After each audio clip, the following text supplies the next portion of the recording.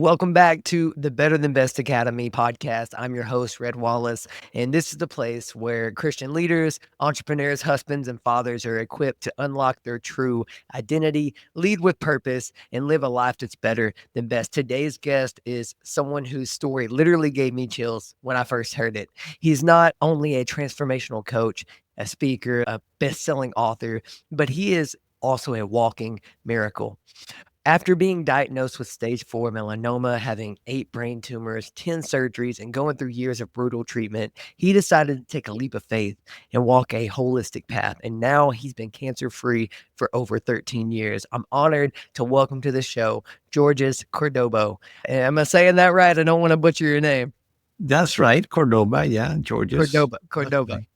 Awesome. George, thank you so much for being here, man. I just want to start by saying your story is powerful. You know this, I'm sure. People might have already told you. You probably yourself know this. But for those who don't know your story, can you take us back to the beginning? Like, where did this journey, let's start where this cancer journey started. And what was it like to first be diagnosed? What was that like for you?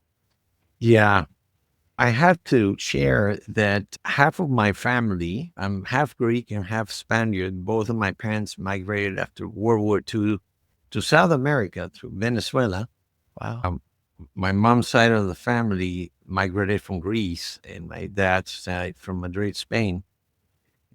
When I looked at as I was 4 years old, and I looked at my Greek side of the family landscape, I felt that I would be doomed because I just saw cancer hitting my grandfather, and he didn't make it, and two of my grandmother's sisters, one in Greece, one was in Venezuela.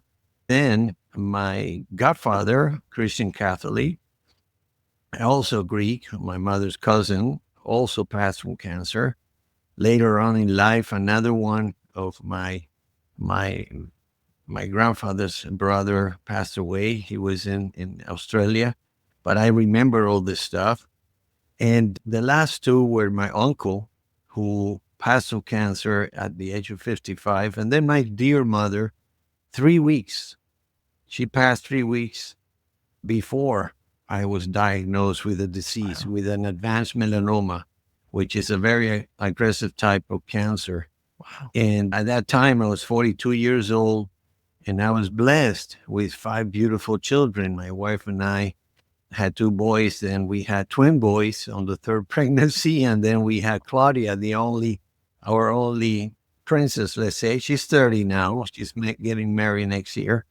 And so my journey started, I was 42. I had 5 young children. The oldest was 13. The youngest was 7. And that added a lot of additional anxiety and preoccupation, per se, about what would happen to them if I'm not there, and what would happen to my wife. Little did I know, at that time, I had already progressed my career and I became a CTO. I was a CTO already for 3 years, Chief Technology Officer, and thriving doing that, still playing. I'm an athlete. I played NCAA Division I tennis in college and continued to play tournaments through the time that I got sick. And so everything was going great, going to church. We were doing some missionary work with the kids. That's the best way for them to learn compassion and service. So everything, we were going camping. I was teaching them to play tennis, coaching them soccer, baseball, and trying to be a good husband. And all of a sudden, I got hit with this surprise situation. But I have to say, Red, that in a way, I brought that into me. Cancer is not hereditary. It's just found out that it is not. But that's what I thought. And like The Secret, I believe I attracted the disease from me. But on the other hand, when I look back, I had all the symptoms, even though I was an athlete and very good. At that time, I had a nutrition and a minor in nutrition when I went to school for computer science, just to have an edge when I was competing with tennis. Mm-hmm. And so many things happened that actually helped me when I got sick. But after going through all the emotional roller coaster, why me, anger, I got it. No, this is no way I have to do another diagnose, and what's going to happen to my kids. This is my family. I finally come down, maybe 2 weeks after that, all that clutter that goes around your head and your emotions. And I decided, I said, no, man, I'm going to beat the odds. I'm going to be the first family member on the Greek side of the family that survives this thing. At that point, I had no idea how aggressive melanoma was. And it was fairly new here in the States in terms of being almost an epidemic. In other countries like Australia, other countries, they already had measurements. When you go to a stadium or the beach or a park with the kids, they were already taking measures in order to protect the population. But in my case, I started my journey like everybody else, which is one of the 13 rules of the mind. And that rule of the mind is that the mind goes to what is familiar. And what is familiar for all of us in the West is to just go running to an oncologist. There's no other option in our mind. We were trained for this. And so I did the same. But after 8 years, at that point, I was having my first craniotomy, my first brain surgery. It was, up until then, it was surgery. Thank God for surgeries, by the way. I'm not against advancements in surgery and medicine, but it was surgery, treatment, remission, recurrence, surgery, treatment, remission, recurrence. On year 7, I had 2 surgeries. And starting my 8th year, I had my first of 4 craniotomies. I had 4 brain surgeries because I had 8 tumors in there. And then the other, there were still 4 of them. 2 of them went away with other 2 procedures that I don't count as surgery, but I should. They're gamma knives. And it worked for 2 of those remaining tumors. 2 of them were not operable. And that was really my journey up until year 8. So at that point, I had my first leap of faith. I felt, as Job in the Old Testament, I was saying, my goodness, why me? I'm a servant, man. What's going on here? But that's how I felt, really. And I kept going. I kept going forward. I started to see my disease at that point as my toughest opponent, tennis opponent. And right after my craniotomy, they found this new chemo that would penetrate the brain, and they recommended it for me. And again, I'm still out there following what these guys say. And so they gave it to me in capsules. It was oral. By the way, this is 8 years going through the expense of healthcare, health insurance, going through surgeries and all this stuff. At that time, I was pretty much empty. It was all dead. So they give me these pills, which were $1,000 each capsule. And so I had to take them Monday through Friday, and then take a break on weekend, and again Monday through Friday, and that would be 3 straight weeks. But on my second Monday, my 6th one, I really thought I was going to get a heart attack. I got this anxiety attack. I was dizzy. My heart was pumping so fast and so hard. So all of a sudden, I just said, my mind started, this is not working for me. I got to do something else. I couldn't really stop. I played the piano. I tried to play piano to calm me down. My wife was working. The kids were in school. So I called my sister, who was on vacation, and said, hey, pick up the kids. I cannot drive. So I lay down in the family room until my wife got home. And I said, honey, take me. She said, what's going on? And I was sweating. I was calmed down, but I explained. I said, let's go to church. I like to go, drive me there. I don't feel like driving. And I went to the chapel, and that's how everything shifted. I went to the right there by the altar. I kneeled and I just cried my butt off for a while. And then I just said, Lord, these guys don't have the answer. And I just give me the discernment to make the right decision. I'm tired of this loop of vicious cycle of surgery, treatment, remission, recurrence. And at that point, my wife says we were there about an hour and a half. I don't remember. It was just, I felt like it was quickly. But as I finished, I turned around. We were leaving, and in the parking lot, I told my wife, who was in the medical field, my daughter's godparents, both a couple, they're both physicians, and one of them a surgeon. And when I said, look, I'm stopping this stuff, it's not working for me. It's been 8 years.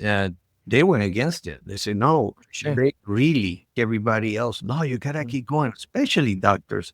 But so, but I went with my relationship with the Lord, and I just Oh, said, you know what, I'm doing this, and I'm going to beat the odds. I'm going to really this. I'm going to go with God's pharmacy, Mother Earth stuff that is in there for me.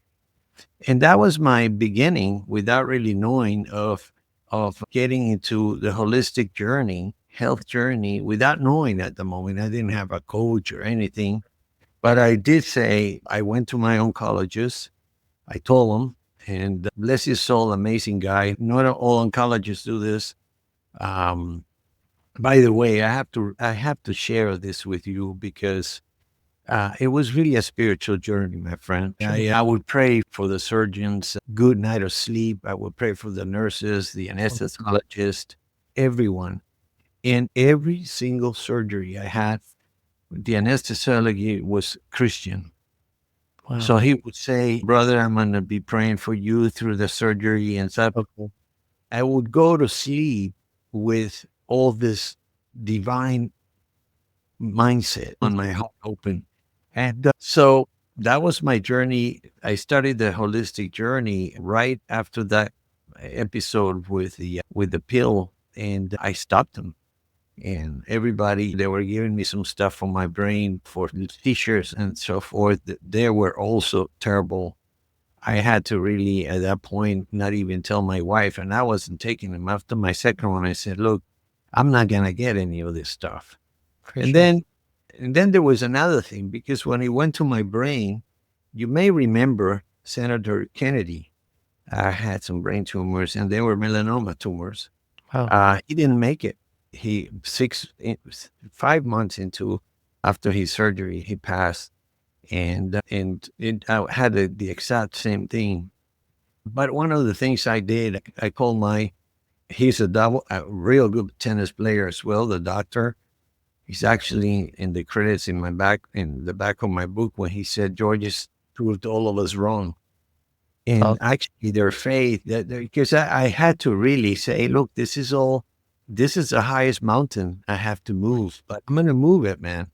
Yeah, oh, based on the master seat. So anyway, I called him and I said, look, the kids are in school. I know you're off. Why don't you come home and let's you go ahead and sign into the New England uh, Journal of Medicine, and let me know what my opponent is right now that this stuff went to my brain. And so he came. I promised I had a beer for him. He liked beer at that time. And so he sits down and he starts logging in. And he's also from Europe. We're Mediterranean, Italian in his case. There was a lot of migration to the Americas, Canada, the US, and South America. And so all of a sudden, a 6'4" guy starts shedding some tears. And I go, what's up, Steve? What's going on? So let me read it. And it just say that my situation, my diagnosis at the moment would call for a 4% chance of survival, and 3 to 6 months, just like Senator Kennedy. So I read it, and he's there wiping a few of his tears, and I just look at him. I got up. He's taller than me, obviously, and I said, Steve, let me ask you a question. Why can't I be one of those 4%, one of those four? yeah. As a matter of fact, I'll be one of those four. I'll beat the odds. And one of the things I did, you mentioned some stuff and in terms of faith, but faith without action is dead, as James tells us. For sure. And so I took action. I just said, okay, Lord, you gave me all this. This is right when I had decided to go natural. And it is amazing when I actually made that step out of this wrong belief that we all have, that we have to run to an oncologist. Things started to happen. and I received, and I want to let you ask me questions, but I received so much stuff from many angels in the form of humans, people that I had no idea they will step up to help us in the family. We were going with one income and 7 people in the house. Obviously, we humbled ourselves and sold cars, and we kept one, all the cars and stuff like that. But it wasn't really a something that I wished to my worst enemy, which I don't have any enemies, but I don't wish this to anyone.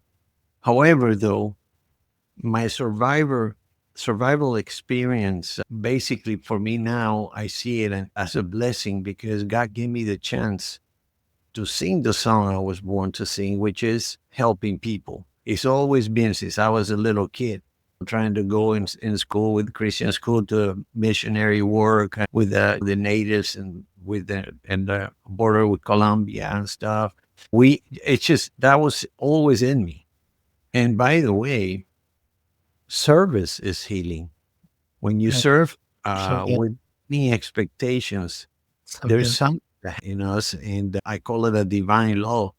You finish helping somebody, and then you wonder who was the one served here, the one that I helped or me, because you feel so good, and it's something that is in our design. The other thing that is very important to understand, and I always refer to the book of Revelations with John 3:20, where he says, "Hey, I'm knocking on your door. If you listen and open, but I have to open. There's no outside doorknob."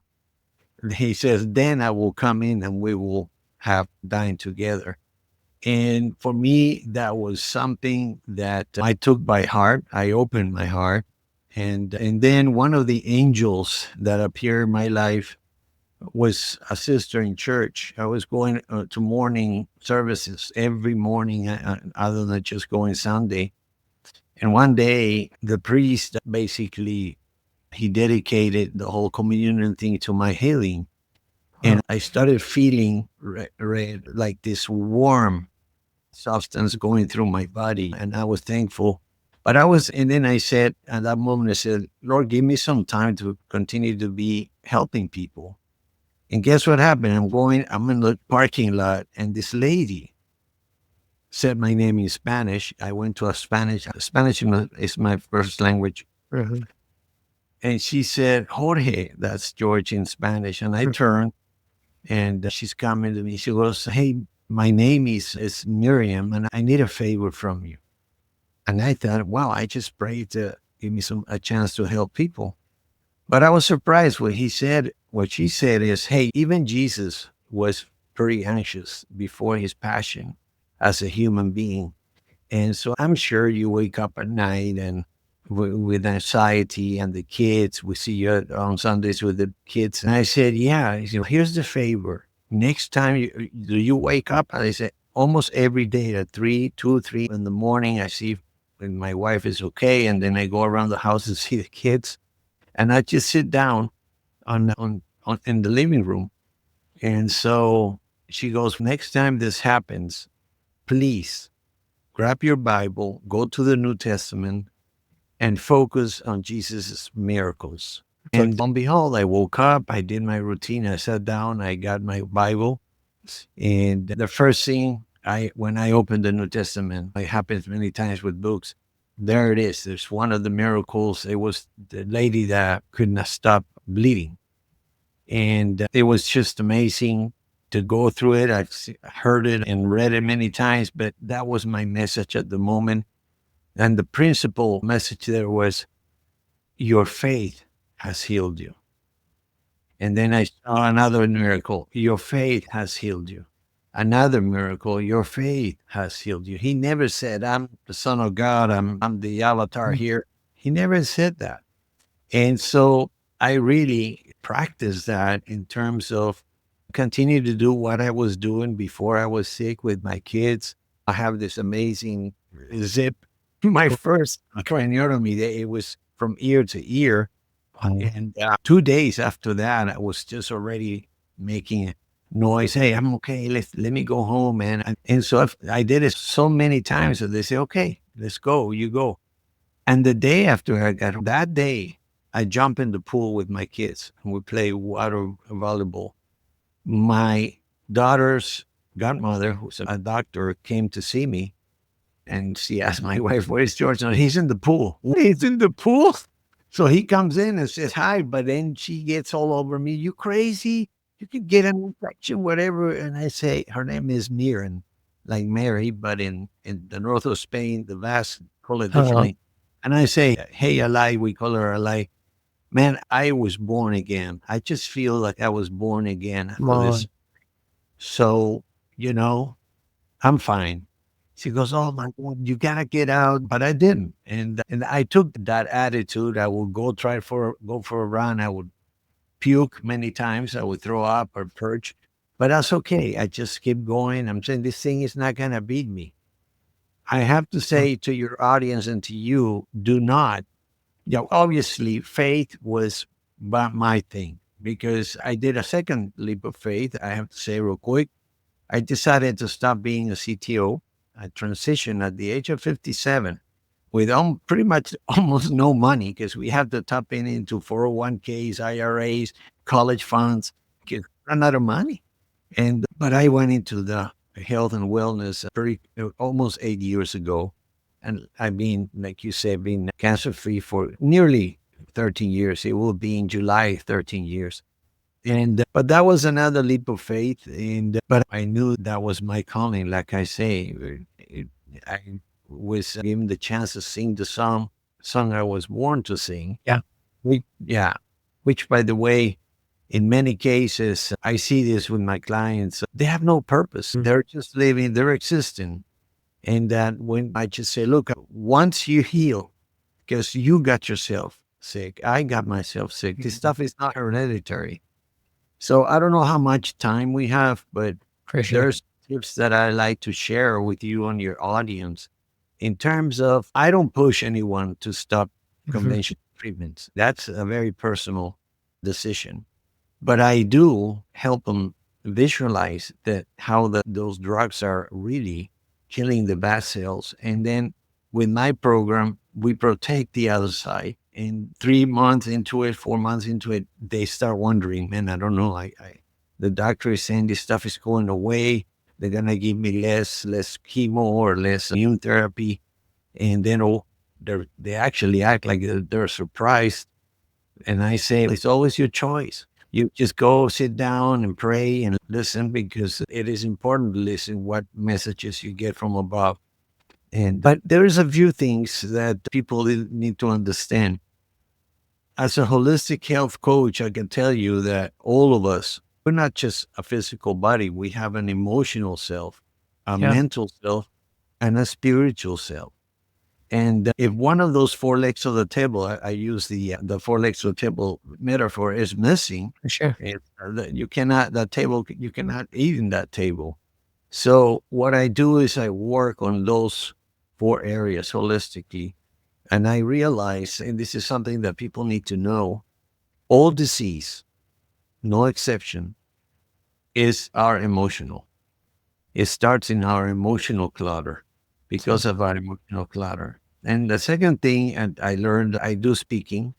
I was back in September last year. I'm going to go this year again. I met a holistic MD, a doctor that had cancer. He was fed up 4 years into it and says, this is not working. He started to look for alternatives and he started to apply them. And then a year later, he decided that to just say, hey, man, this is what's healing me, not this stuff that makes me feel so bad and they don't have any guarantees or so. But talking to him after the summit, it was live and online. He had a panel and somebody asked a question. He said, I want to take this. I want to answer this. And he explained another thing that is really amazing is all disease, all chronic disease begin in an acidic body, in an inflamed body. We have too much acidity in our cells, and that's how the body sends a medical bill. Say, hey, you're sick. You have diabetes, you have heart disease, you have cancer, you have arthritis, you have whatever you want, hepatitis. Mm. So that's one thing to actually be aware of. We need to work on learning how to balance our pH, so it's not acidic or too alkaline. And so as part of my giveaway for you and on the audience, I want to give you a link, a giveaway that has an ebook about a balanced Awesome. pH and your health. And also in that ebook, you'll see a table at the end that explains describes what foods are acidic and what foods are alkaline. I'm a nutritionist as well. That's part of I did a new career 8 years ago and did hypnotherapy as well. And one of the things that is very important to understand is that as a nutritionist, I do not believe in extremes like the paleo diet, keto, or vegan. I believe in teaching you how to balance your plates, how to order a balanced plate and pH balanced plate on a restaurant and do it at home. And in no time, within a month and a half, you're ready. This is automatic. And this food is like this or that. And so I'll give you some of that. I'd like to share the 13 rules of the mind because I used in the national junior team, we had they hired a guy from Yugoslavia. That was before the war there. I think he was Croat. But the thing is that they brought him in. He was an Olympian, and just to teach us how to do mental rehearsing, visualization, to have an edge in the tennis court. And I use so much of that in my book. I explain. I actually wrote a book, became a bestseller. Wrote it first in English and then in Spanish, and they both made bestseller on day one in my genre. So cool. Yeah, it's a blessing. And I have not to date promoted the book. What Wow. I do is that when I sign a new client, we give them a care package and it has two books. One is dedicated to my client, and the other one says this book is dedicated by an angel called Red. And I hope, because I asked my client, hey, you find somebody, a caregiver or somebody going through the disease, and you think this book is going to serve them well, give it to them. That's what cool. I've done. Yeah. And it's just moving. People recommend it. And then obviously folks call me. My main thing is talking to folks like you, and I appreciate you Definitely. having you guests because people get to know me, For sure. and then they say, I can have a discovery or clarity call with Georges and see what's going on. My thing is real quick. I'll tell you, I do have a program that is 1 year for someone that is like this guy, this MD doctor. They're fed up and they see no results, and they see that they're going broke and they're not having a good quality of life. And they're saying, man, what else is in there? And then I have a 3 months program for prevention. People that, let's say the caregiver says, or somebody, George, you work with people that are obese. And they say, for sure, you got to get you back in there, which by the way, we almost 49% of us adults in the US have one or two chronic diseases right now. Yeah, that's crazy. 1 or 2 men will have cancer in their lifetime, and 1 or 3 women will have cancer in their lifetime. And 33% of us are obese right now. If we continue the trend, by 2030, we're going to be hitting almost 50% of the population being obese. So we're not a healthy nation, man. We're not. And spiritually, worldwide, I just don't understand what's going on, man. I really, so I try to do my little part. And Definitely. Wow. First off, thank you for sharing all of your wisdom. I feel like it's like drinking from a fire hydrant. We need 4 more episodes to cover all of your wealth of wisdom. And a few things you shared that really spoke to me is that idea of like where the mind goes, the man and the body follows. And even as you speak about your story, you made up your mind and you took action. If you could sum all that down to like a sentence, it's like you made up your mind and you took action and you learned to reprogram your mind. And now you're using your survivor story to help and serve others, which I think is a beautiful thing. And even in another, and I was just like trying to take as many notes as possible because you're just dropping all kinds of gems. But another thing you mentioned there was I thought it was beautiful that someone, the lady that came up to you and asked you to do a favor. And the favor was when you felt your most anxious to turn to the word of God and to focus on the miracles focus on the life, not the death that you may see in this natural world in your Mhm. natural body. Yes. And that's it's such a beautiful story, and there's so many places we can take this, and I wanna be mindful of our time, and I definitely if we don't cover them all, I definitely would like to have you back for another episode if you're up for it. But the thing that really stuck to me is that idea of all disease is emotional. Now that's a bold claim, and I agree It with you. is.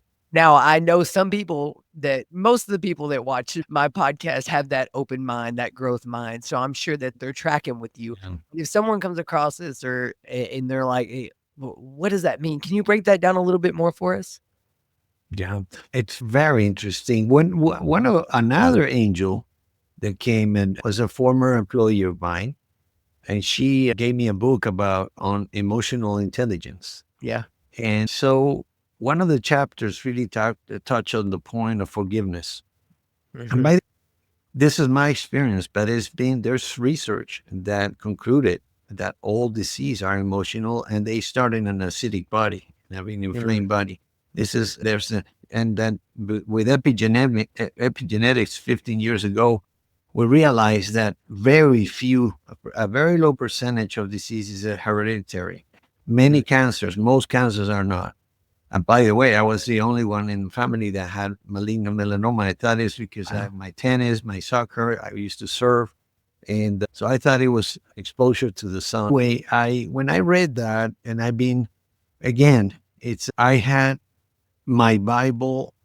I had several Bibles actually. One in my bed, by my bed, one family room, and then the living room.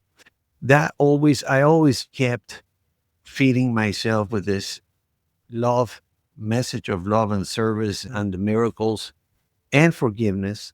And so when I read that, I just meditated and prayed and said, I'm going to reach out to those who hurt me when I was a Wow. younger person. And it could go into the eighth grade school, whatever.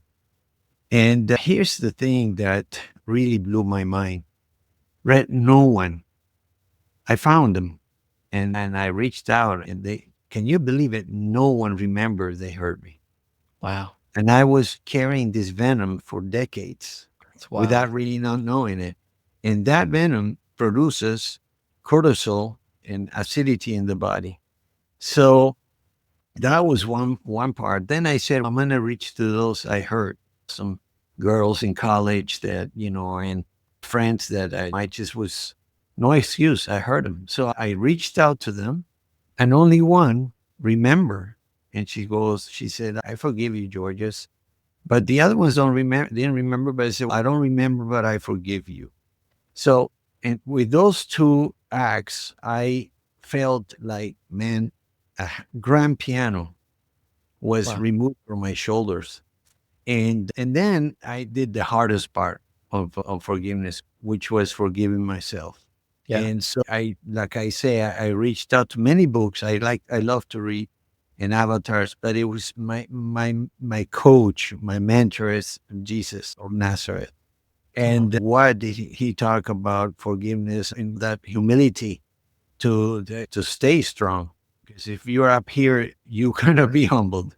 And when all that happened, I have to share with everyone, I did not have any more recurrences. Wow. It was probably the beginning of the healing, which happens only from the inside out. And Yeah. we all have this power, Red, through Come on. our subconscious mind. God made us, our design is perfect. It's in his Yeah. image. Come on. So if you humble yourself and you say, man, I got myself sick, Mm. then you can say with the other 12 rules of the mind, I can get myself back to health. Mhm. And it have to be with patience because it didn't take 2 days to get sick, but it'll be faster if you realize it and take your faith, take action. Without really talking about faith, an intention like everybody has at the beginning of the year, without action, it becomes an illusion. Yeah. So take action and nourish yourself. I'm gonna probably there'll be some other good stuff in there. It has a lot of value. And the reason I say it has a lot of value because how valuable is your health? put a price on it. You So can't. good. And so use the stuff that I'm going to send you. And if you have any questions, just reach out. I need your email because I don't see it. I don't know that I have it. I Okay, believe yeah. I'll definitely send it to you. so I can send you the links and stuff. For sure, yeah. As soon as we finish here, I'll Yeah. send an email from my email, so you have it. Yeah. Yeah, I share one thing real quick. yeah. Keep going, man. As a nutritionist, I really loved the beautiful design of our digestive system. And so I really focused on that. But I like to share this. A lot of people have misconceptions with this stuff.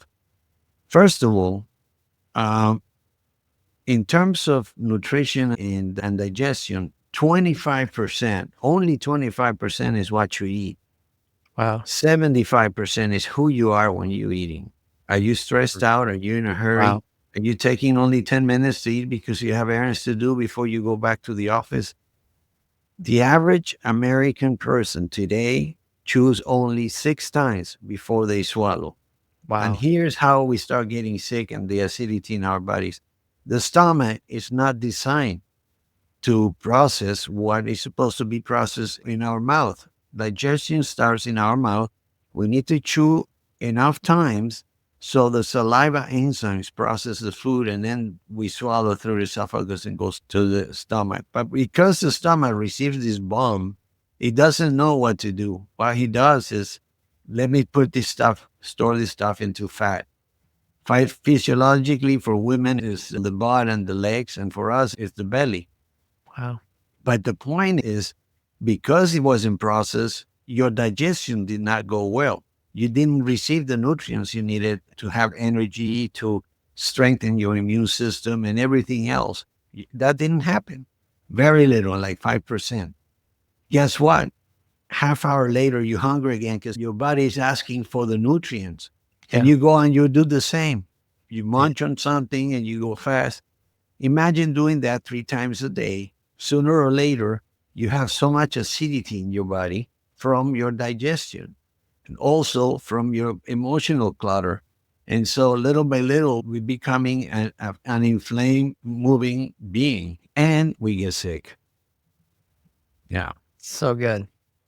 Yeah, as I was just taking notes, you said that's such a wild stat that 25% of nutrition is who you are when you eat. And the fact that 75 who you 75, are when you eat. And 75, 25 yeah, is yeah. what you eat. Yeah. Gotcha. 75% of nutrition is who you are when you eat, and that we don't chew enough because a lot of us, we live That's in such a amazing. fast-paced world. How it's Yeah. like we gotta have it yesterday, literally. Yeah, And then exactly. and doing so leads to that acidic body. Yeah. And that's what leads to a lot of this And chronic overweight and all the and stuff that overweight. comes with it, you Wow. know. And it's interesting because when you realize this, again, for example, depending on the food you're putting in your mouth, you might have to chew 32 times. Yeah. Like, let's say red meat, or if you're having mashed potatoes, maybe 6, 7 times is okay. But you need to be aware of that. But that's one part. The other part is that most of us, most of the nation, we eat in 10, 12 minutes. Take your time to eat. Have 30 minutes at least. And so I teach my clients, I ask them, and almost everybody says, okay, for this week, we do action guides. You cannot, everything needs action. So I said, look, for this week, pump it up to 15 minutes and then stay there next week and get used to that. The chewing thing, do it with your family. See who chews more. The more you choose, by the way, you enjoy the flavors. Yeah. All this beautiful stuff that we get from Mother Earth, enjoy it. We don't take for granted this blessing. And now 9 out of 10 people are hungry in the world. You Yeah. know, it's just, we have to have this mindset and soul set. Say, hey, I'm blessed, man. I have this food in here. Another thing about the acidity in the body, 1 can of soda, depending on the brand, has between 9 and 12 teaspoons of refined sugar. Forget the caffeine. Okay. In order to balance your pH, for that kind of soda, you need to drink 32 glasses of water. Wow. That's So crazy. imagine people that have three cans of Yeah. sodas a day, or if they go to and order this whatever king size. Hey man, we're Big killing bowl. ourselves. Yeah. Oh, it's You know, wild, man. it is wild, yeah. And then for me, it was really underestimated the impact that I was going to have on my career. You've heard the chameleon effect.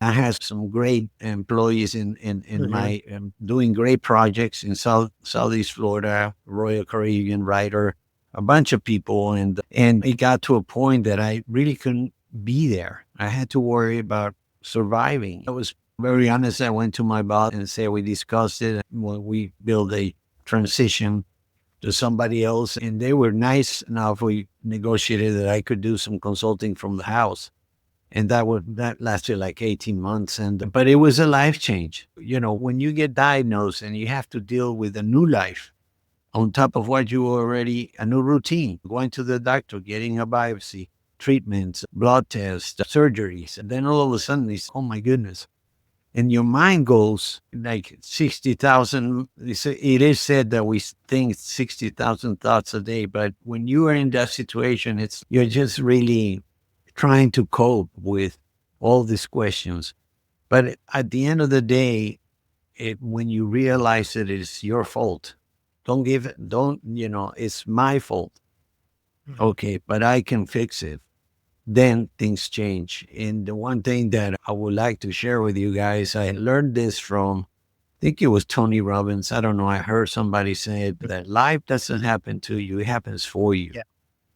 And that is a reality, Yeah. you know? So good. Oh, man, George, I've enjoyed our conversation, and I'm sad that Me it's too. going already starting to land the plane. But I definitely wanna have you back on Okay. another future episode, and I just wanna thank you again for sharing so boldly, authentically, and, like, your story is such a reminder that no matter how dark it may seem, that healing and miracles are possible when you align your body, mind, heart, and spirit, Yeah. and my people listening and watching at home, where can they connect with you, work with you, or maybe grab your book? I know you mentioned that ebook giveaway. I'll definitely get that from you and put that in the description. Yes. Yes. And I'll give you the link, but they can get the book in Amazon. Okay. It's there in English and Spanish. It's called Beating the Odds. Beating All the you odds. got to do is put my name, Georges Cordoba. Great But one. I'll send you the link as well. And Awesome. and everyone, if they want to check me out, you could go to my website is yourhealth.com. Is your health. And there's a place there you can schedule a complimentary clarity session. And in many cases, if I see the person want to take action on their situation, I even offer within that call a little bit of a roadmap to Nice. their health, you That's awesome. know. And then on the giveaway, you'll have some things there. I'm changing my calendar, so I'm not going to put my Calendly. I'm Okay. using a different platform soon, but if they Nice. go to my website, they'll see it there. Awesome. And then Mm, obviously you have the giveaway link. appreciate Um, and I encourage everyone to take action and check out if disease cannot grow. This is a naturopath. Another angel recommended me. The first thing I did when I was sick, real quick, somebody, my best friends and doubles partner, Gabriella, she says, look, I heard she's the only one that was happy for me because she was in a holistic stuff that she was a teenager, but she goes, look, this naturopath helped my sister rid of hepatitis. Wow. I recommend you go there. And that, obviously, I had just jumped the fence to go Mm, natural. So I went. And that's where I learned all this stuff on the pH balance. And he wow. did say this disease, not even a cold, can grow in a body that has a pH balance. Wow. In your case, you've been getting, unfortunately, all this acidity from the chemotherapy. That's venom. You have 8 years of acidity in your body.